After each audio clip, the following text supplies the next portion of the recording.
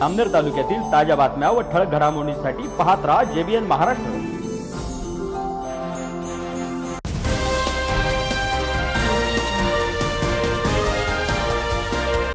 नमस्कार, मी मिनल चौधरी। पाहूया काही ठळक वृत्त।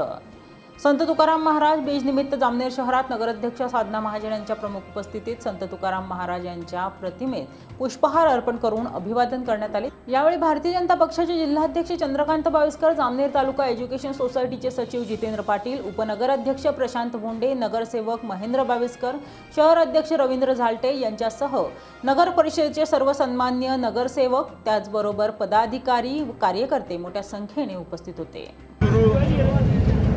संत तुकाराम महाराज यांच्या परमार्थिक जीवनाचा आजचा या ब्रह्मविलीनचा दिवस असा हा दिवस आहे।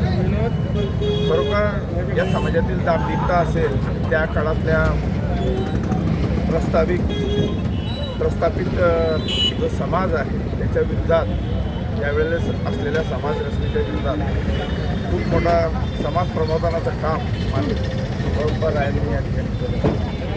आणि आजच्या दिवशी भगवंताच्या आदेशानुसार अगदी सहरूप आज परमेश्वर चरणी तुकोबाराय निघून गेलेत। असं म्हणतात की भगवंताच्या आदेशानेच तुकोबारायांचं या ठिकाणी स्वर्गप्रस्थान झालं आणि जाता जाता ब्रह्मशब्द या ठिकाणी ते सगळ्यांना सोडून गेले। त्यांच्या एका शब्दाने संपूर्ण आयुष्य आपलं कसं निघून जाईल। एकदा एखादा अभंग घेऊन बघा आणि त्याचं आचरण करून बघा। ते अभंग इंद्रायणीच्या डोहामध्ये डोबवण्याचा प्रयत्न तत्कालीन प्रस्थापित समाजाने त्या ठिकाणी केला होता।